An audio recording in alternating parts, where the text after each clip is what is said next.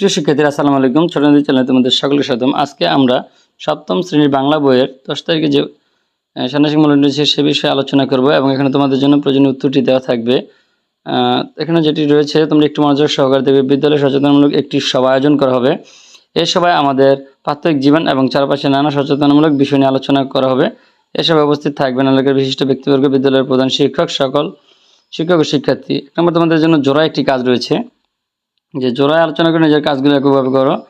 এখানে যে কাজটি রয়েছে জনসচেতনামূলক যে কাজ রয়েছে এবং বেশ কিছু আলোচনা তোমরা করবে। আলোচনার পরে এখানে তোমরা দেখবে যে বিষয়টি রয়েছে যে কোন বিষয়গুলো তুমি নিজে খুঁজে পেয়েছো আর কোন বিষয়গুলো আলোচনার মাধ্যমে উঠে এসেছে উল্লেখ করতে হবে। নিজের ছকের মতো ছক, অর্থাৎ তোমরা পরীক্ষার খাতায় এইরকম সেম একটি ছক আঁকবে। তো আমি এরকম পুরোপুরি ছক আঁকিনি, কিন্তু এর ভিতরে যে উত্তরটা হবে আমি কিন্তু সেম উত্তরটা তোমার জন্য তৈরি করে দিয়েছি। তো এখানে আমার সমস্যা এবং বন্ধুর সমস্যা এই পাশে তোমরা লিখে নেবে এবং আমার সমস্যা বন্ধুর সমস্যাদের ভিতরে মিল করে তোমরা এই প্রশ্নের উত্তরগুলো লিখে নেবে যে আমার খুঁজে পাওয়ার সমস্যা, আমার বন্ধুর কাছ থেকে পাওয়ার সমস্যা। এখানে আমি তোমাদের জন্য 9টি উত্তর রেডি করে দিয়েছি। যে 1 নম্বর আমরা বাল্যবিবাহ, 2 নম্বর যৌতুক প্রথা, আমাদের এখানে মাদকের বিস্তার, জুয়া খেলা, নেশার উপদ্রব, চুরি প্রবণতা বেশি, রাস্তাঘাটের দুর্ঘটনা, সমাজের ঝগড়া বিবাদ। তোমরা নিজেরা প্রত্যেকের খাতে এগুলো লিখে নেবে এবং বন্ধুদের কাছ থেকে আরও যে কাজগুলো আছে সেগুলো করবে। দ্বিতীয়ত আমার যে কাজটি রয়েছে, এবার তালিকা থেকে 2টি বিষয় বাছাই করো। বিষয় 2টি এমন হবে যা সকলের জন্য প্রয়োজন বলে তুমি মনে করছো। এরপর বিষয় 2টি নিয়ে আলাদাভাবে দুজনের সাথে 2টি সংক্ষিপ্ত কথোপকথন, অর্থাৎ একটি ডায়লগ যেটা বলে ইংরেজিতে, এবং বাংলায় কথোপকথন। তো আমরা এখানে বয়োজ্যেষ্ঠ বদলা রয়েছে যে আমরা এখান থেকে 2টি বিষয় বাছবো। নির্বাচিত 2টি বিষয় উল্লেখ করবে তোমরা, যে বাল্যবিবাহ এবং 2 নম্বর দেবে মাদকের বিস্তার। তো এই 2টি বিষয় আমরা নিয়ে নিয়েছি আমাদের ছক থেকে। এবার এখান থেকে যেটা খেয়াল করবে, কথোপকথন লেখার সময় নিচে নির্দেশনা অনুসরণ করতে হবে। একজন বয়োজ্যেষ্ঠ, অর্থাৎ আমরা একজন মুরব্বীর সাথে কথা বলবো এবং একজন সমবয়সী, আমাদের বন্ধুদের সাথে কথা বলবো, এরকম কথোপকথন উল্লেখ করব। সংলাপ লেখার সময় সর্বনাম ক্রিয়া বিশেষণ মর্যাদা উল্লেখ করতে হবে এবং সংলাপ লেখার সময় অবশ্যই খেয়াল রাখতে হবে যে প্রসঙ্গের মধ্যে থাকে। তো বাল্যবিবাহ নিয়ে কথোপকথন আমরা দিয়েছি যে আমি আসসালামু আলাইকুম চাচা। তো এখানে চাচা বলছে যে ওয়ালাইকুম আসসালাম, কেমন আছো? আমি বলেছি যে জি ভালো আছি, আপনি কেমন আছেন? তারপরে চাচা বলছে যে ভালো আছি, কোথায় যাচ্ছ? আমাকে প্রশ্নবোধক চিহ্ন দিলাম এবং আমি বললাম যে আমার বান্ধবীর বিয়ে, সেখানেই যাচ্ছি। অর্থাৎ আমরা এখানে একটি কমা উল্লেখ করলাম। একটু খেয়াল করবে, চাচা তোমার বান্ধবীর বয়স কত? আমি এখানে উল্লেখ করলাম যে আমার বান্ধবীর বয়স 13 বছর। তখন চাচা বললেন যে এটা তো বাল্যবিবাহ, এবং এখানে এবং একটা খেয়াল করবে তোমরা, এবং ব্যবহার করছি এবং আইনত দণ্ডনীয় অপরাধ। দ্বিতীয়ত যেটা রয়েছে, আমরা দ্বিতীয় কথোপকথন মাদকের বিস্তার নিয়ে কথোপকথন আমরা উল্লেখ করেছি। আমরা ছোট্ট করেছি যাতে তোমরা খুব সহজে লিখতে পারো এবং ভুলে না যাও। তো আমি বলেছি হ্যালো রোহান। রোহান বলছে যে হ্যালো, কেমন আছো? আমি বলছি ভালো আছি, তুমি কেমন আছো? রোহান বলছে তুমি কি মাদক সম্পর্কে জানো? তো আমি অবশ্যই, মাদক সেবন বা গ্রহণ করা স্বাস্থ্যের জন্য ক্ষতিকর, এতে মৃত্যুর ঝুঁকিও রয়েছে। রোহান আমাকে এখন কি হলো, ধন্যবাদ দিল। তো এটা হচ্ছে তোমাদের খ নাম্বার কাজ। এবার দেখবে 2 একটি গ নাম্বার কাজও রয়েছে, যেটা আমরা উপরে কথোপকথন থেকে নিলাম। যে সকল নির্দেশনা জোড়া আলোচনা করা এবং জোড়া আলোচনা থেকে এসেছে কথোপকথন লেখার আগে আলাদাভাবে সংক্ষেপে তুলে ধরতে হবে। কথোপকথনের বিষয়বস্তু হুবহু এক হওয়া যাবে না। তো এখানে তোমরা একটু খেয়াল করবে যে আমরা বাক্য উল্লেখ করেছি, এখানে তোমাদেরকে কমা এবং উল্লেখ করেছিলাম এই জন্য যে এখানে সরল বাক্য, জটিল বাক্য এবং যৌগিক বাক্য রয়েছে। কথোপকথনে ব্যবহৃত বাক্য উল্লেখ করতে বলা হয়েছে, অর্থাৎ যেই কথোপকথনগুলি ছিল সেখান থেকে আমরা বাক্যগুলো ব্যবহার করব।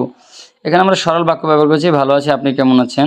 জটিল বাক্য করেছি, আমার বান্ধবীর বিয়ে, এবং আমরা এখানে কমা ব্যবহার করেছি, সেখানে যাচ্ছি, এটা একটা জটিল বাক্য হয়ে গেলো। এবং এখানে আমরা যৌগিক বাক্যতে এবং ব্যবহার করেছি, এটা তো বাল্যবিবাহ এবং আইনত দণ্ডনীয় অপরাধ। তো এখানে আমাদের সরল বাক্য, জটিল বাক্য এবং যৌগিক বাক্য এটা আমরা পেয়ে গেলাম। দেন 2 নম্বর কাজটি লক্ষ্য করো। ক নম্বর হচ্ছে যে 2টি বিষয় বা ঘটনা তুমি আলাদা করেছো, সেই 2টি বিষয় ঘটনা কেন অন্যদের জন্য দরকারি বা অন্যদের উপকার আসতে পারে তা দেশের শব্দের মধ্যে লেখো। তো আমরা যেহেতু লেখার মধ্যে কি বলছে যে সমাস, উপসর্গ বা প্রত্যয়ের মাধ্যমে গঠিত শব্দ, এটা কিন্তু আমাদের ঘ নম্বরের ছকটা পূরণ করতে হবে। তাই একটু খেয়াল করবে, আমরা অবশ্যই এই ক্ষয়ের ছকটা পূরণ করার জন্য একটি অনুচ্ছেদ তৈরি করেছি ছোট্ট করে, যাতে তোমরা মনে রাখতে পারো। কাজ দিয়ে একটা অনুচ্ছেদ লিখেছি ক নম্বর দিয়ে, যে বর্তমানে বাল্যবিবাহ ও মাদকাসক্তি খুবই বিপজ্জনক। বাল্যবিবাহের ফলে দ্রুত জনসংখ্যা বৃদ্ধি পাচ্ছে এবং অনেক পরিবারের ঝগড়া বিবাদ লেগে থাকছে। এছাড়াও বাল্যবিবাহের কারণে ডিভোর্সের পরিমাণ বেড়ে যাচ্ছে। অন্যদিকে সমাজের যুবকরা মাদক গ্রহণে আসক্ত হয়ে পড়ছে। এখানে আসক্তটা খেয়াল রাখবে, আমরা রাখলাম। এবং যুবকরা মাতাল, এখানে মাতালটা আমরা আন্ডারলাইন করে দিলাম, হয়ে ঘরে ফিরছে। তো ঘরটা একটু খেয়াল রাখবে। তাদের বদমেজাজ, এখানে বদমেজাজটা খেয়াল রাখবে। বদমেজাজের কারণে প্রতিটি পরিবার অশান্তি বাড়ছে। নেশা অবস্থায় তারা ভালো মন্দ বোঝে না, তাই আমাদের সচেতন হতে হবে। সন্তানদেরকে সঠিক হাতেখড়ি শেখাতে হবে। এখানে হাতেখড়িটা আমরা উল্লেখ করলাম, ভালো মন্দ উল্লেখ করলাম, বদমেজাজ উল্লেখ করলাম এবং মাতাল উল্লেখ করলাম। এখানে আসক্তি দিয়েছি আমরা।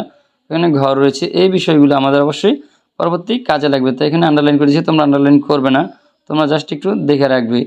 তো এখানে ভাঙতে হবে যে বিষয়গুলো আমরা দেড়শো শব্দের একটি অনুচ্ছেদ লেখার পরে এখানে সমাস, উপসর্গ, প্রত্যয় সাধিত শব্দ লিখতে বলেছে। যে তোমার লেখা থেকে সমাস, উপসর্গ বা প্রত্যয় মাধ্যমে গঠিত শব্দ আলাদা করো, সব মিলে 5টি শব্দ বাছাই করো, নিজের ছকের অনুসরণ ছকে দেখো। তো তোমরা এই সেম ছকটি খাতার মধ্যে আঁকবে, আঁকার পরে শব্দ নিবে 5টা এবং ভাঙবে। যে শব্দগুলো আমরা ভেঙে দিয়েছি, যে হাতে খড়ি, ভালো মন্দ, বদমেজাজ, মাতাল এবং অনেক। তো এই শব্দগুলো একটু উত্তর নমুনা তৈরি করেছি, তোমরা এই উত্তরগুলো নিতে পারো এখান থেকে। আমরা এখানে শব্দ দিয়েছি অনেক। তো ভাঙলে কি হবে, যে অনযোগ 1, এটা প্রত্যয় সাধিত শব্দ মাতাল। মাত তয়ের নিচে একটি হসন্ত দিবে তোমরা, যোগ আল, মাতাল প্রত্যয় সাধিত শব্দ বদমেজাজ, বদযোগ মেজাজ। উপসর্গ সাধিত শব্দ ভালো মন্দ, ভালো যোগ মন্দ, সমাস, হাতে খড়ি, হাত যোগ খড়ি, সমাস। তো আমরা আমাদের অনুচ্ছেদ থেকে কিন্তু এই 5টি শব্দ পেয়ে গেলাম। দেন তোমাদেরকে একটি গ নাম্বার যে কাজ রয়েছে, তোমার লেখা থেকে 2টি শব্দ বাছাই করো, শব্দ দুটির একটি করে মুখ্য অর্থ এবং একটি করে গৌণ অর্থ লিখতে হবে। তো আমরা 2টি শব্দ নিয়েছি, সেই 2টি শব্দ আমরা আমাদের অনুচ্ছেদ থেকে নিয়ে আসবো। তোমরা একটু লক্ষ্য করো, আমরা যে 2টি শব্দ নিয়েছিলাম এখানে, একটি হচ্ছে ঘর, একটি হচ্ছে বৃদ্ধি। তো এই 2টি শব্দ আমরা দিয়েছি, এখানে কিন্তু আমরা উল্লেখ করেছিলাম। এটা হচ্ছে তোমাদের অনুচ্ছেদ। এই অনুচ্ছেদে যেখানে দেখবে তোমরা আমরা ঘর লিখেছি, এই যে ঘরে, অর্থাৎ এখান থেকে আমরা ঘর নিয়েছি। এবং বৃদ্ধি যে শব্দটা এখানে আমরা ইউজ করেছি, সেটা হচ্ছে একটু উপরে মনে হয়, এই যে জনসংখ্যা বৃদ্ধি। তো আমরা এখান থেকে এই বৃদ্ধি শব্দটা নিয়েছি। দেন এই শব্দের মাধ্যমে আমরা গৌণ এবং মুখ্য শব্দ, তো ঘরকে আমরা মুখ্য অর্থ দিয়েছি গৃহ, গৌণ অর্থ দিয়েছি কক্ষ, বৃদ্ধিকে মুখ্য অর্থ দিয়েছি বড় এবং গৌণ অর্থ দিয়েছি অনেক। এবার লাস্ট যে কাজটি রয়েছে তোমাদের এখানে ঘ নম্বর আরেকটি কাজ রয়েছে, যে এরপর তোমার লেখা অনুচ্ছেদে যে কোনো 3টি শব্দের প্রতিশব্দ লেখো, তারপর প্রতিশব্দ ব্যবহার করে বাক্য বা বাক্য আবার লেখো, বাক্যগুলো লেখো। তো আমরা 3টি শব্দ নিয়েছি, এখানে একটি শব্দ নিয়েছিলাম অনেক, অনেককে আমরা প্রতিশব্দ লিখেছি 3টি, বেশি, প্রচুর, অধিক। তো তোমরা এখানে একটি বাক্য লিখতে পারো যে আমাদের কাছে অনেক আম হয়েছে বা আমাদের কাছে প্রচুর আম ধরেছে। সন্তান আমরা 3টি প্রতিশব্দ লিখেছি, শিশু, ছেলে, মেয়ে। এখনকার সন্তানেরা মোবাইলে আসক্ত। এবার তোমরা একটা বাক্য লিখতে পারো, এখনকার সন্তানেরা মোবাইলে আসক্ত। তো আমরা এখানে 2টি বাক্য পেয়ে গেলাম। দেন 3 নম্বর যে কাজটি রয়েছে, এই কাজটি এখানে আমি করে দেখিনি, তবে এই কাজটি তোমাদের বাংলা বই পেয়ে যাবে 59 পৃষ্ঠা দিকে। তো এখানে তোমাদের বাংলা বই দেখবে যে poster, placard, billboard, notice, leaflet, মোড়ক লেখা আছে।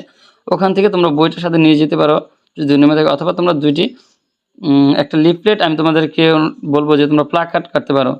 প্লাকার্ড যেটা আছে যে আমার ভাইয়ের বাংলা ভাষায় সরয়ে সরয়ে লেখা, এবং একটা নোটিশ, এই 2টা জিনিস যদি তোমরা আঁকতে পারো একটু সুন্দর করে, তাহলে খুব সহজ হবে তোমাদের জন্য। তো এই ছিল আজকের বাংলার সমাধান। তো যদি ভিডিওটি ভালো লাগে অবশ্যই লাইক করবে, কমেন্ট করবে এবং শেয়ার করবে, এবং পরবর্তী ভিডিও পাওয়ার জন্য অবশ্যই চ্যানেলকে সাবস্ক্রাইব করে দিবে। সকলে ভালো থাকবে, সুস্থ থাকবে, আল্লাহ হাফেজ।